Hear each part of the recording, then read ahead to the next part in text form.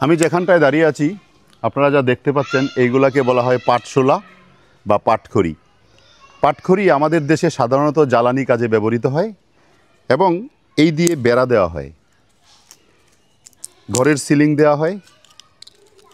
তবে ঘরের সিলিং এবং বেড়া দেওয়ার চেয়ে জ্বালানি কাজেই বেশি ব্যবহৃত হয়।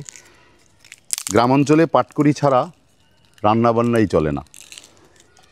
এই পাটখড়ি শুধু জ্বালানি কাজ, ঘরের সিলিং এবং ঘরের বেড়া তৈরির কাজেই ব্যবহৃত হয় না, এটা দিয়ে উন্নত মানের কার্বন তৈরি হয়।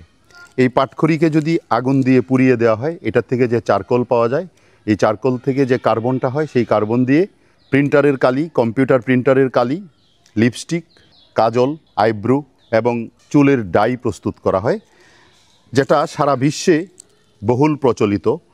কিন্তু আমাদের দেশে এই শিল্পটা এখনও তৈরি হয়নি।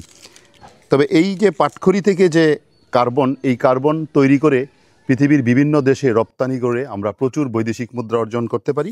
আমাদের দেশে প্রচুর পরিমাণে পাট জন্মে।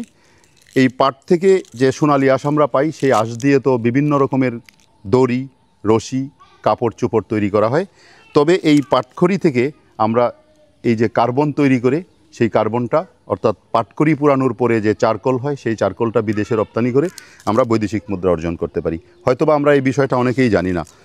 যদি এটা একসময় আমরা জেনে যাই, তাহলে হয়তোবা আমরা এই পাটখড়ি ব্যবহার করে চারকোল তৈরি করে সেই চারকোলটা বিদেশে রপ্তানি করে আমরা বৈদেশিক মুদ্রা অর্জন করতে পারবো।